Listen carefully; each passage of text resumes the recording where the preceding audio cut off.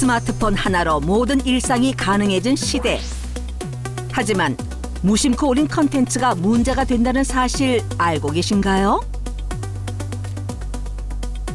다양한 플랫폼이 일상이 된 지금 저작권 문제는 더욱 중요해졌는데요. 나도 모르게 빠질 수 있는 미디어 저작권의 함정. 이웃집 고수에서 현명한 해결책을 알려드립니다. 자, 먼저 시청자 여러분들께 인사 한 말씀 부탁드립니다. 안녕하세요. 원자연 변호사입니다. 자, 요즘에는 중장년층이 SNS하고 거리가 멀다라고 예전엔 그런 얘기를 많이 했었는데 요새 진짜 얘기가 많이 달라져가지고 중장년층들의 SNS 활용이 굉장히 높습니다.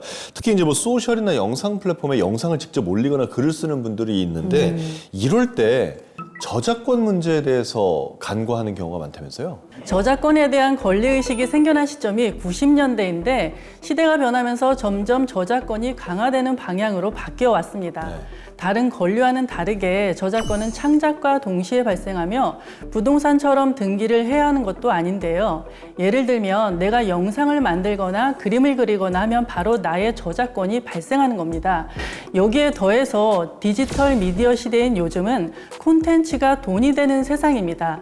그만큼 나의 저작물에 대한 권리의식이 강해졌다는 의미이기도 해서 최근에는 타인의 저작물을 무단으로 사용하다가 저작권자로부터 고소를 당하는 사례가 많이 발생하고 있습니다.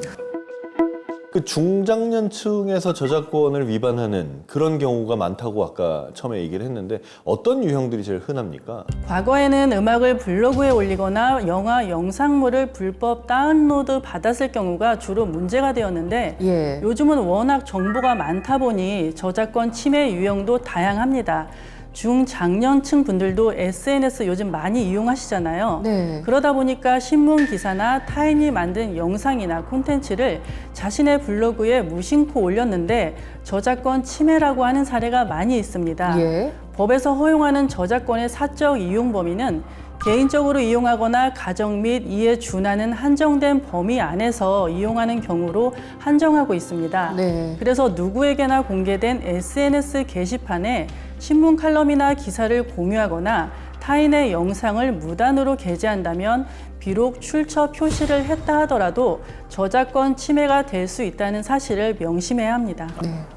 SNS나 블로그나 이런데 그 뉴스 화면이나 방송 내용 캡처한 거 그대로 올리는 그런 건 어떻습니까? 뭐든지 다 저작권자의 허락을 받아야 하는 건 아니고 허락 없이 사용할 수 있는 예외도 있습니다. 예를 들면 방송에서 시사 보도를 하는 경우에 그 과정에서 보이거나 들리는 저작물은 정당한 범위 내에서 방송할 수 있도록 규정하고 있는데요.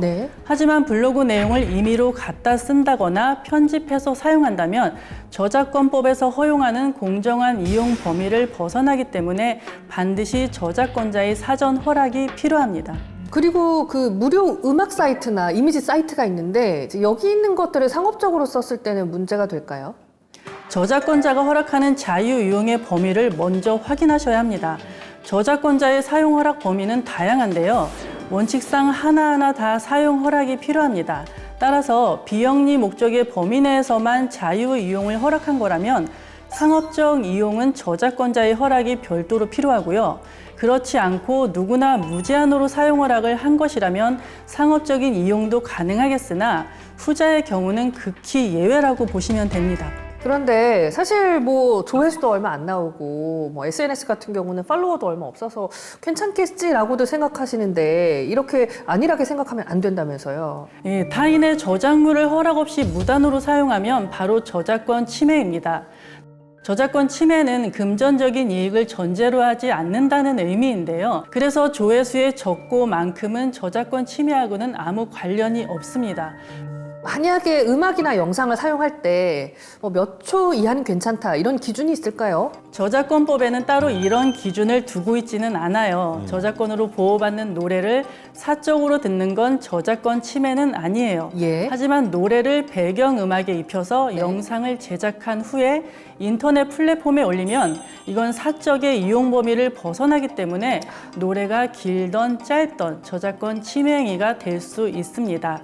그런데 저작권 침해는 친고죄거든요. 네. 저작권자가 직접 고소를 해야 처벌할 수 있다는 의미인데요.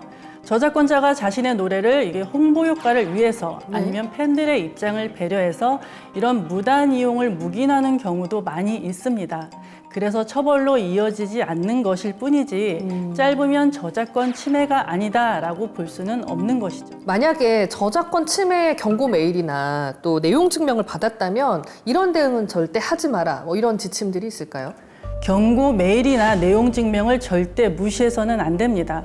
저작권 침해는 5년 이하의 징역이나 5천만 원 이하의 벌금에 처해질 수 있는 심각한 범죄인데요. 적절히 대응하지 않았을 경우 형사고소나 민사상 손해배상으로 이어질 수 있습니다. 그렇다고 바로 침해 사실을 인정하고 합의금을 섣불리 송금하셔도 안 되고 먼저 전문가와 상담 받으시길 추천드립니다. 네. 끝으로 미디어 저작권과 관련해서 한 말씀 해주신다면요? 디지털 미디어 시대인 요즘 지식재산권은 개인의 창작물을 보호하는 수준을 넘어서 경제적 이용 가치가 높은 자산으로 자리매김하고 있습니다. 더불어 블로거를 포함한 1인 미디어에게 강조되는 것이 미디어 윤리의식인데요. 나의 소중한 아이디어나 창작물을 지키는 방법은 타인의 창작과 권리를 존중하는 데서 비롯됨을 명심해야겠습니다. 오늘 좋은 말씀 해주셔서 감사합니다. 감사합니다.